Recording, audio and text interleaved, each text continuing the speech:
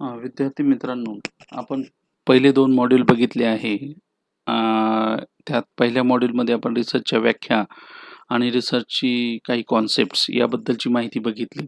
दुसऱ्या मॉड्यूलमध्ये आपण रिसर्चचे जे प्रकार आहे, मग प्युअर रिसर्च असेल, ॲप्लाइड रिसर्च असेल, एनालिटिकल रिसर्च असेल, डिस्क्रिप्टिव्ह रिसर्च, एम्पिरिकल रिसर्च आणि 2 अप्रोचेस पण बघितलेले आहे, क्वालिटेटिव्ह अप्रोच आणि क्वांटिटेटिव्ह अप्रोच. तर हे आत्तापर्यंत आपण ह्या पेपरमध्ये माहिती बघितली. आता आपण अत्यंत महत्त्वाच्या टॉपिककडे जात आहोत.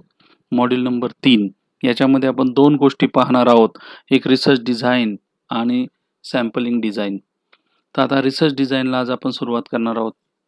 आता रिसर्च डिझाइन म्हणजे काय? याबद्दलची आपण माहिती सांगण्या अगोदर डिझाइन शब्द कशासाठी असतो? तर जसं मी सांगतोय की आपला जो सिलेबस आहे, त्या सिलेबसमध्ये पहिल्या मॉड्यूलमध्ये काय, दुसऱ्या मॉड्यूलमध्ये काय, तिसऱ्या मॉड्यूलमध्ये काय, हे सिलेबसने ठरवून दिलेलं आहे. का? तर त्या प्लॅनिंगप्रमाणे जर आपण टीचिंग केलं, तर रिसर्च मेथॉडॉलॉजीचा सर्वांगीण अभ्यास हा ग्रॅज्युएट लेव्हलला जो आवश्यक आहे, तो होऊ शकतो. आणि म्हणून आपण मॉड्यूल वाईज अभ्यास करत आहोत. आणि ही जी प्लॅनिंग आहे, ही प्लॅनिंग जर केली, तर तुम्हाला चांगल्या प्रकारे हा विषय समजू शकतो. दुसरी महत्त्वाची गोष्ट की प्रत्येक विषयाला स्वतःच्या कॉन्सेप्ट असतात. त्या कॉन्सेप्ट समजायच्या असेल, तर त्या एका एका मॉड्यूलमध्ये शिकवलेल्या कॉन्सेप्ट मग दुसऱ्या मॉड्यूलला फायदेशीर ठरतात. दुसऱ्या मॉड्यूलच्या कॉन्सेप्ट तिसऱ्या मॉड्यूल अभ्यासण्यासाठी फायदेशीर ठरत असतात. अशा प्रकारे हा व्हर्टिकल करिक्युलम मांडलेला असतो. म्हणजे थोडक्यात काय, की आपण ज्यावेळेस करिक्युलम फॉलो करतो किंवा सिलेबस फॉलो करतो, तर त्यावेळेस आपल्याला त्याचा फायदा अशा पद्धतीने होत असतो आणि यातून कोणत्याही प्रकारचा टॉपिक मिस आउट होत नाही. म्हणून विद्यापीठ काय करत असतं, सिलेबस देत असतं. मग त्या सिलेबस हा एक प्रकारचा काय झाला, डिझाइनचा पार्ट झाला. त्या विषयाचं ते डिझाइन आहे शिकवण्याचं. तर अशा प्रकारे डिझाइन जर असेल, तर आपल्याला रेडी टू यूज आपल्याला पुढे माहिती घेणं सोपं होतं किंवा ते एक्झिक्यूट करणं सोपं होतं. अशा प्रकारे डिझाइनला खूप महत्त्व आहे. जसं आपण दैनंदिन आयुष्यामध्ये पण बघतो, की एखादं बिल्डिंग बांधायची असेल किंवा एखादा बंगला बांधायचा असेल, तर आपण त्याचा आर्किटेक्टकडून डिझाइन घेतो. त्यामुळे फायदा काय होतो, की आपल्याला पिलर किती बांधायचे आहे, खोल्या किती बांधायच्या आहे, त्याचं स्ट्रक्चर कसं असलं पाहिजे, अ, आपल्या गरजानुसार ते कसं मॉडिफाय करता येईल आणि दुसरी महत्त्वाची गोष्ट, की त्याच्यामध्ये होणाऱ्या ज्या चुका आहे बांधकामामध्ये, त्या मग होत नाही जर आपल्याकडे आर्किटेक्टने दिलेलं ब्लूप्रिंट असेल. दुसरा अजून फायदा आहे, की ते इकॉनॉमिक होतं. म्हणजे खर्च कमी लागतो. तर ह्या सगळ्या गोष्टींसाठी आर्किटेक्टचं ब्लूप्रिंट आपल्यासाठी एक डिझाइन म्हणून काम करतं. आणि तशाच प्रकारे रिसर्च हा सुद्धा आपल्याला योग्य पद्धतीने कॅरी आउट करायचा असेल, रिसर्च हा यशस्वीपणे कंप्लीट करायचा असेल, तर रिसर्च डिझाइनची आवश्यकता असते. इव्हन रिसर्च करणं ही एक इकॉनॉमिक म्हणजे एक्सपेंडिचर देखील ते खूप वाढलं नाही पाहिजे. कमीत कमी एक्सपेंडिचर, कमीत कमी रिसोर्सेस वापरून आपल्याला तो रिसर्च कंप्लीट करायचा असतो. यासाठी देखील रिसर्च डिझाइनची आवश्यकता असते. आणि रिसर्च डिझाइनच्या ह्या सगळ्या गोष्टींमुळे रिसर्च डिझाइन म्हणजे काय? रिसर्च डिझाइन किती प्रकारचे असतात? आपण ज्या अगोदरच्या रिसर्च मेथड्स शिकलेले आहे, त्या मेथड्सनुसार कोणतं रिसर्च डिझाइन कोणत्या मेथडसाठी उपयुक्त आहे, याबद्दलची माहिती आपण या मॉड्यूलमध्ये पाहणार आहोत. विद्यार्थी मित्रांनो, की मी जे लेक्चर रिसर्च डिझाइनची नोट्स दिलेली आहे, ती जर समोर ठेवून तुम्ही माझा व्हिडिओ ऐकला किंवा ती वाचन करून जर तुम्ही माझा व्हिडिओ ऐकला, तर तुम्हाला अधिक चांगल्या प्रकारे रिसर्च डिझाइनची माहिती समजेल. तर आता आपण सुरुवात करूया meaning of research design. Research design म्हणजे काय? तर decision regarding what, where, when and how much by what means concerning an inquiry or a research study constitute a research design. Research design करणं म्हणजे नेमकी काय? तर रिसर्च कुठे करायचा आहे? रिसर्च काय करायचं आहे? रिसर्च कधी करायचा आहे? रिसर्च कसा करायचा आहे? रिसर्च कोणत्या घटकांशी संबंधित करायचा आहे? ह्या प्रश्नांची उत्तरं किंवा ह्या प्रश्नांशी रिलेटेड असलेलं प्लॅनिंग करणं म्हणजे रिसर्च डिझाइन. रिसर्च डिझाइन आता इथे एक व्याख्या दिलेली आहे. Research design is the arrangement of the conditions of collection and analysis of the data in a manner that aims to combine relevance to the research purpose with economic in procedure. म्हणजे आपल्याला data collection करायचं आहे, data analysis करायचं आहे आणि त्यातले variable काय आहे ते समजून घ्यायचे आहे. तर ह्या सगळ्यांचं प्लॅनिंग अगोदर केलेलं असेल, तर आपल्याकडून चुका होणार नाही. नाहीतर काय होईल, की आपण डिस्क्रिप्टिव्ह रिसर्च साठी आवश्यक असलेलं रिसर्च डिझाइन आपण एक्सपेरिमेंटमध्ये वापरू शकतो. असं जर वापरलं तर निश्चित आपले रिझल्ट चुकीचे येणार आणि म्हणून असं होऊ नये. म्हणून डेटा कलेक्शन प्रत्येकाचं वेगवेगळं आहे. एक्सपेरिमेंट मेथडचं वेगळं आहे, डिस्क्रिप्टिव्ह मेथडचं वेगळं आहे, एक्सप्लोरेटरी मेथडचं वेगळं आहे. तर data collection, even data analysis सुद्धा वेगळं आहे. एक्सपेरिमेंटल मेथडच्या डेटा एनालिसिसमध्ये मल्टीव्हेरियंट एनालिसिस करावं लागतं.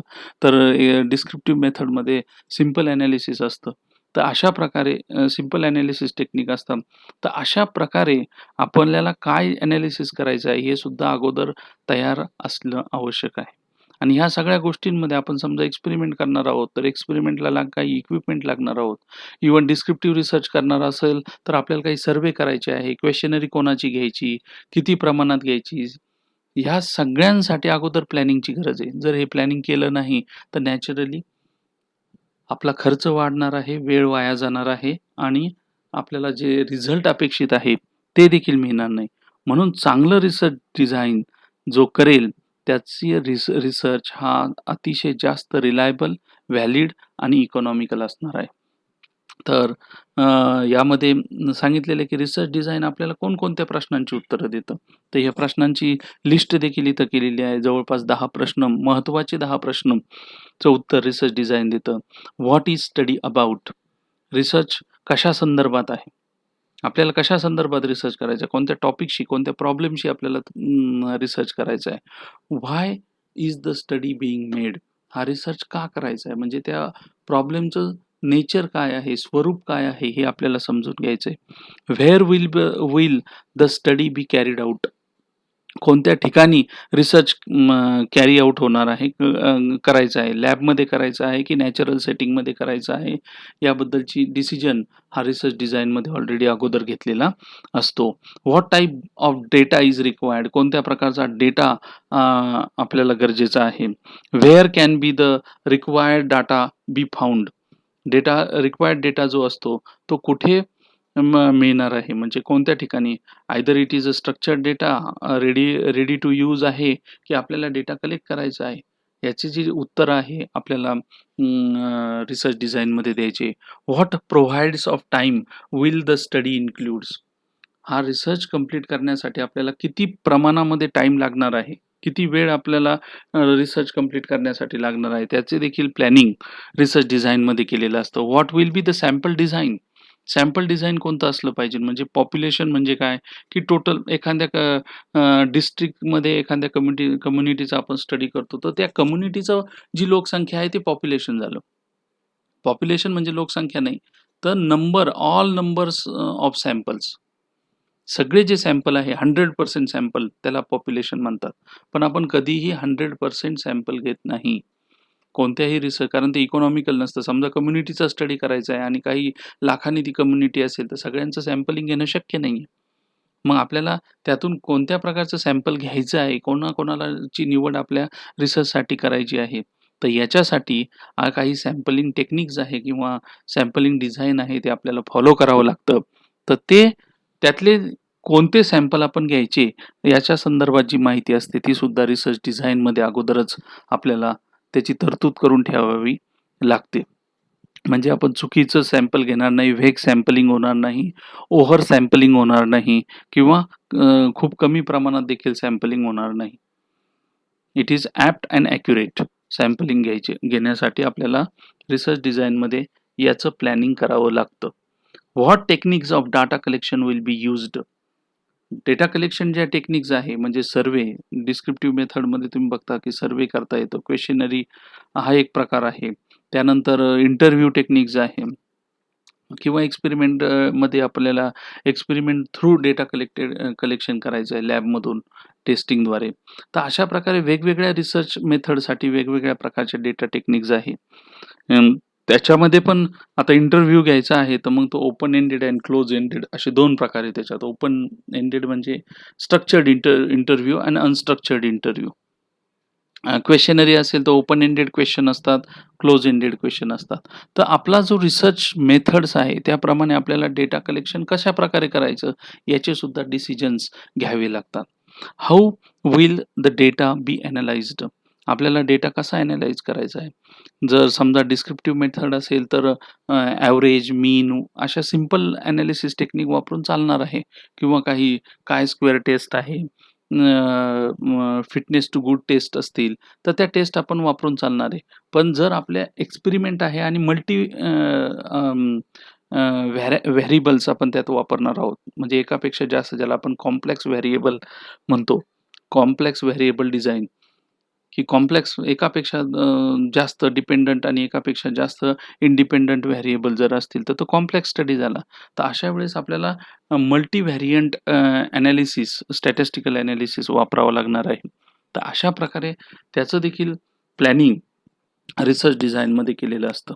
In what style will the report B prepared?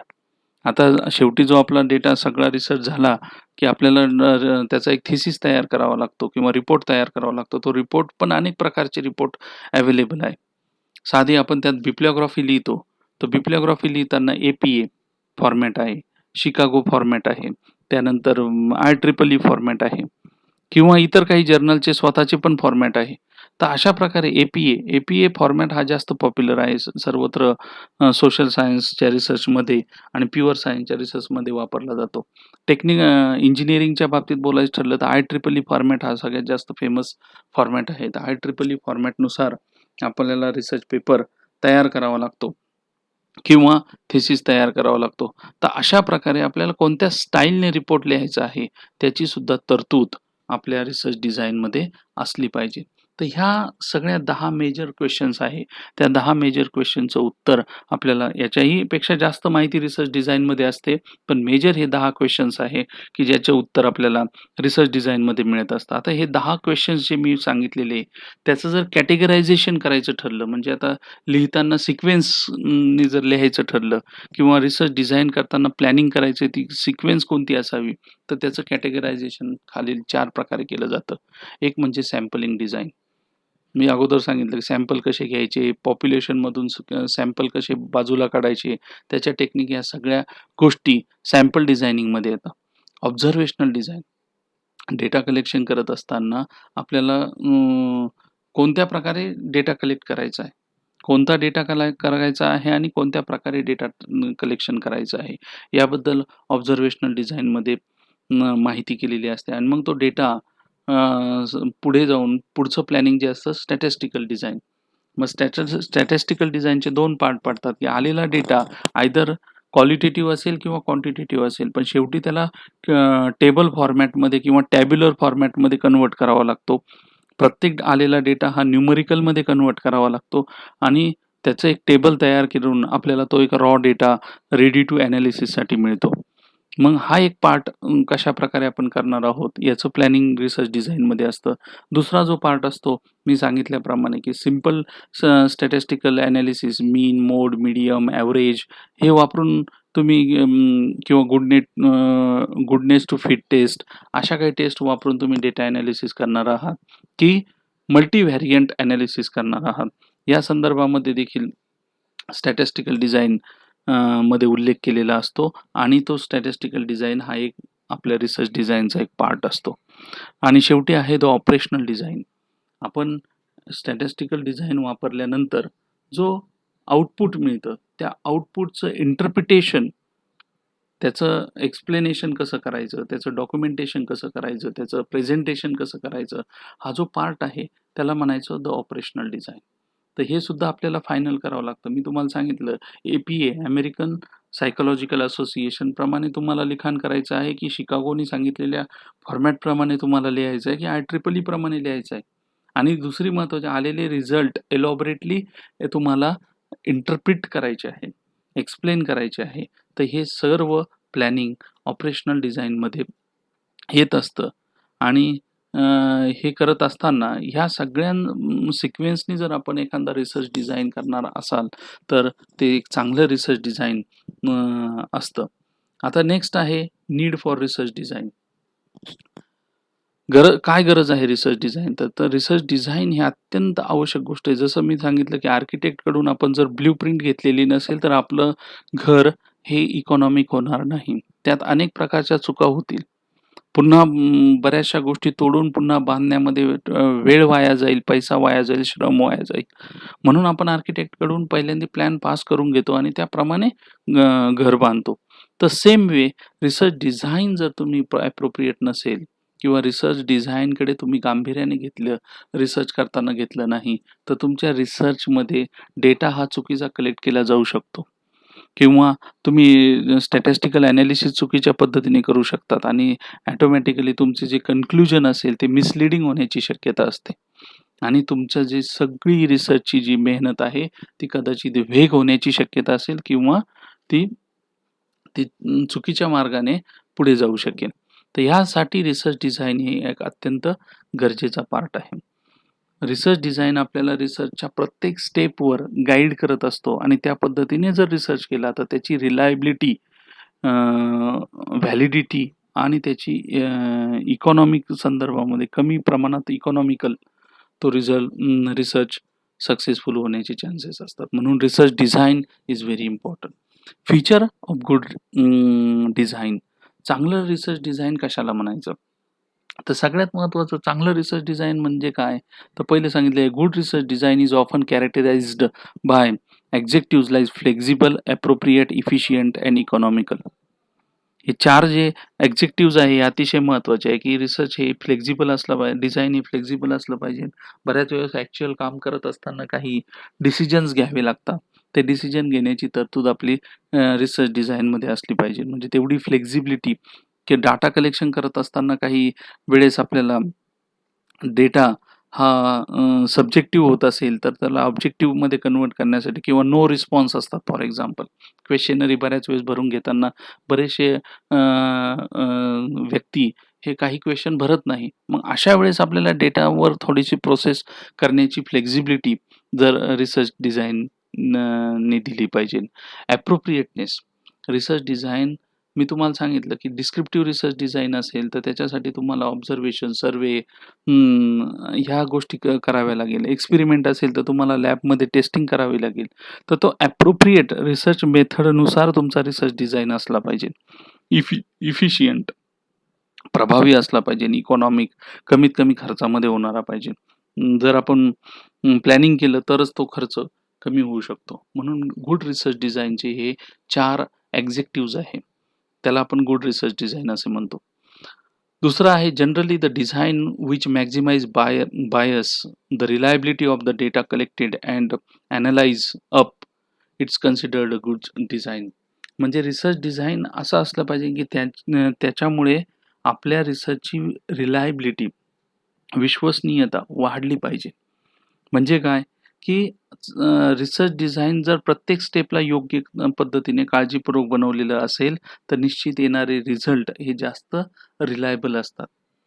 म्हणून प्रत्येक स्टेपला जर आपण योग्य स्ट्रक्चर्ड सिस्टमॅटिक टेक्निक जर वापरणार असाल, तर निश्चितपणे रिलायबिलिटी ही वाढणार. The design which gives the smallest the experimental error is suppose to be the best to design in many investigation. आता एक्सपेरिमेंटल एरर हा विषय मी तुम्हाला मागं सांगितलेला आहे, की एक्सपेरिमेंटल एरर म्हणजे काय?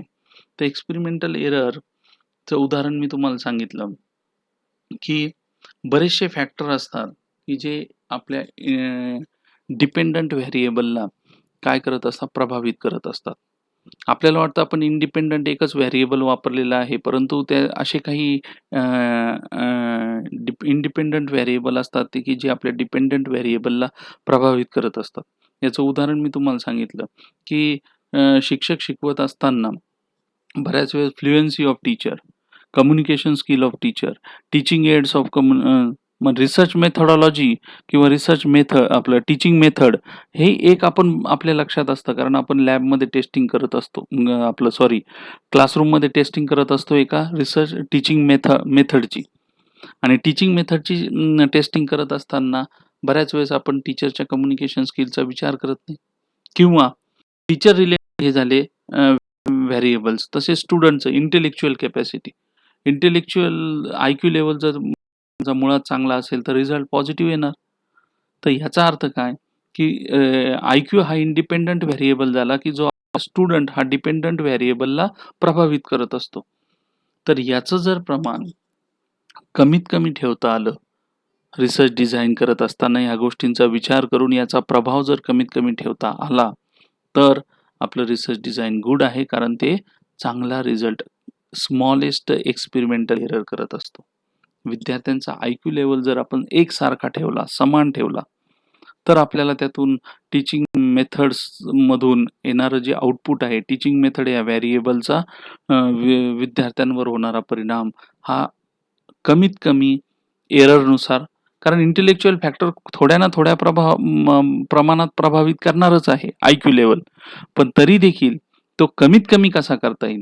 कारण त्याच्यात होमोजिनिटी जर आपण आणली, एकसारखेपणा जर आणला स्टुडंटमध्ये, तर निश्चितपणे म्हणजे एकाच IQ level average IQ level असलेले विद्यार्थी असतील किंवा हाय इंटेलिजंट असलेले सगळेच विद्यार्थी हाय इंटेलिजंट असलेले असतील, हाय आय-क्यू असलेले असतील, तर निश्चितपणे आपल्याला त्याचं ॲनालिसिस करणं सोपं जाणार आहे. म्हणून रिसर्च डिझाइन करत असताना हा जो एक्स्ट्रोजिनियस फॅक्टर आहे, आय-क्यू हा काय आपल्या रिसर्चचा पार्ट नसतो. हा इंडिपेंडंट व्हेरिएबल जे आपल्या रिसर्चमध्ये आपण मूल्यमापन करणार नसतो, परंतु ते डिपेंडंट व्हेरिएबलला प्रभावित करत असतात. असे जे व्हेरिएबल्स असतात त्याला आपण एक्स्ट्रोनियस व्हेरिएबल म्हणतो. हे एक्स्ट्रोनियस व्हेरिएबल काय क्रिएट करतात? एक्सपेरिमेंटल एरर क्रिएट करत असतात. आणि असे एक्सपेरिमेंट एररचा जर विचार अगोदरच डिझाइनमध्ये केलेला असेल, तर आपल्याला स्मॉलेस्ट एक्सपेरिमेंटल एरर मिळणार आहे. कधीही एक्सपेरिमेंटल एरर 0 होऊ शकत नाही. कोणत्या ना कोणत्या प्रकारे हे जे एक्झोनियस व्हेरिएबल असतात, ते प्रभावित करत असतात डिपेंडंट व्हेरिएबलला.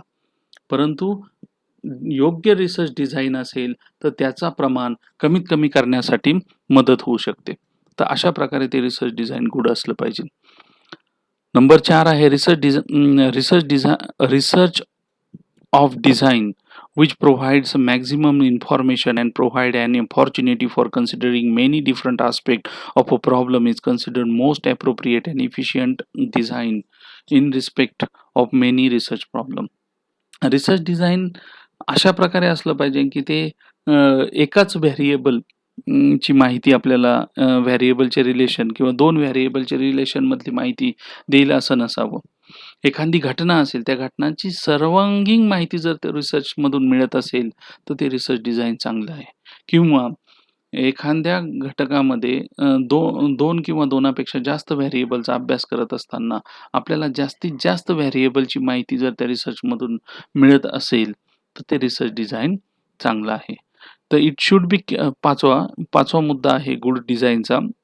It should be kept in mind that one single design cannot be serve the purpose of all type of research. आपल्याकडं वेगवेगळे रिसर्च डिझाइन आपण का बघणार आहोत? हा टॉपिक अभ्यासण्याचं कारणच आहे. डिस्क्रिप्टिव्ह रिसर्च मेथडला वेगळ्या प्रकारचं रिसर्च डिझाइन लागतं, तर एक्सपेरिमेंट रिसर्चला वेगळ्या प्रकारचं रिसर्च डिझाइन लागतं. तर डायग्नोस्टिक रिसर्चला वेगळ्या प्रकारचं रिसर्च डिझाइन लागतं. एकच रिसर्च डिझाइन सगळ्या ठिकाणी होऊ शकत नाही. जसं एकच ब्लूप्रिंट ही सगळ्या प्रकारचे बंगले बांधू शकत नाही. तर ते प्रत्येक बंगल्याचं वेगळं ब्लूप्रिंट असतं. तसं वेगवेगळ्या रिसर्च मेथडचं वेगळ्या प्रकारचं स्वतःचं रिसर्च डिझाइन आहे. ते कोणते ते आपण टाइप्स ऑफ रिसर्च डिझाइनमध्ये बघणार आहोत. 6 नंबर आहे if the research study happens to be the exploratory or formulative type then the major is to on discovering of the ideas and insight. In such cases, the research design most appropriate must be flexible enough to permit the consideration of many different aspects of the phenomena. इथे सांगितलेलं आहे जर exploratory किंवा फॉर्म्युलेटिव्ह टाईपचा जो research असतो की ज्याचं फार मटेरियल उपलब्ध नाहीये, जो विषय अतिशय नवीन आहे आणि ज्या विषयामध्ये आयडियाज आणि इन्साईट याच्यावर आपल्याला नवीन आयडियाज आणि त्याच्या विषयाची आणखी वेगवेगळ्या पैलूंवर जर आपल्याला काही अभ्यास करायचा आहे, अशा प्रकारचं जर रिसर्च डिझाइन असेल, तर ते रिसर्च डिझाइन थोडंसं फ्लेक्सिबल असणं अत्यंत आवश्यक आहे. एक्सपेरिमेंटसारखं ते रिजिड किंवा स्ट्रक्चर्ड जर डिझाइन असेल, तर निश्चितपणे त्यामध्ये नवीन आयडियाज किंवा इन्साईटवर आपल्याला काम करण्याच्या मर्यादा येतील आणि म्हणून एक्सप्लोरेटिव्ह किंवा फॉर्म्युलेटिव्ह टाइप ऑफ रिसर्च जर असेल, तर त्याला फ्लेक्सिबल रिसर्च डिझाइन वापरलं जातं. नेक्स्ट आहे in descriptive type of research where the purpose of the study is description of the situation or of an association between the variable. In such type, accuracy becomes a major consideration, and research design which minimizes bias and maximizes the reliability of the evidence collected is considered a good design. आता descriptive किंवा experiment रिसर्चमध्ये काय असलं पाहिजे की ॲक्युरेसीला खूप महत्त्व आहे. ॲक्युरेसी असली पाहिजे, सब्जेक्टिव्हिटी नसावी, ती ऑब्जेक्टिव्ह असावी आणि दुसरी महत्त्वाची गोष्ट म्हणजे म्हणून मिनिमाइज बायस. डिस्क्रिप्टिव्ह रिसर्च असेल तर त्याच्यामध्ये व्हेरिएबलच्या रिलेशनवर आपण काम करत असतो. वेगवेगळ्या पैलूंवर व्हेरिएबलच्या वेगवेगळ्या पैलूंचा अभ्यास करत असतो, डिपेंडंट आणि इंडिपेंडंट. तर अशा वेळेस हे कोरिलेशन स्टडी करत असताना याच्यामध्ये कोणत्याही प्रकारची सब्जेक्टिव्हिटी येता कामा नये आणि सब्जेक्टिव्हिटी कमीत कमी जर असेल तर मिनिमम बायस त्या डिझाईनमध्ये असणार आहे आणि कारण गुड रिसर्च डिझाईन हे नेहमी मिनिमाइज बायस म्हणजे सब्जेक्टिव्हपणा कमी करून ऑब्जेक्टिव्हिटी वाढवण्याकडे रिसर्च डिझाईनचा अशा प्रकारच्या डिझाईनचा पार्ट असतो. दुसरी महत्त्वाची गोष्ट मॅक्झिमाइज रिलायबिलिटी. हे जे एक्सपेरिमेंट कारण एक्सपेरिमेंट रिसर्चमध्ये कोणत्याही प्रकारे आपल्याला चूक असून चालणार नाही. चूक झाली की मग त्याचे रिझल्ट आलेले रिझल्ट हे रिलायबल नसणार आहे. ते सतत बदलत राहणार आहे. रिप्लिकेबिलिटी केली तर त्याच्यामध्ये रिझल्टमध्ये आपल्याला डायव्हर्सिटी दिसेल. तर असं होऊ नये म्हणून डिस्क्रिप्टिव्ह रिसर्च आणि एक्सपेरिमेंट रिसर्चमध्ये एक स्ट्रक्चर्ड अशा प्रकारचं रिसर्च डिझाइन असलं पाहिजे की जे मिनिमाइज बायस आणि मॅक्झिमाइज द रिलायबिलिटी असं असणार आहे. In short, while preparing the research design, we had to think broadly. The following points are considered: the means of obtaining information, the availability and skill of the researcher and his staff, the objective of the problem to be studied, the nature of the problem to be studied, the available time and money of the research. हे सगळे जे 5 मुद्दे आहे ते good research develop करताना जर विचारात घेतले तर अशा प्रकारे आपण निश्चितपणे चांगल्या गुड डिझाईन तयार करू शकू आणि गुड रिसर्च डिझाईन असेल तर निश्चित रिसर्च प्रोसेस अतिशय इफेक्टिव्ह पद्धतीने आणि रिलायबल पद्धतीने आपण कंप्लीट करू शकू. तर हे सगळं रिसर्च ऑफ गुड डिझाईन बद्दल आहे.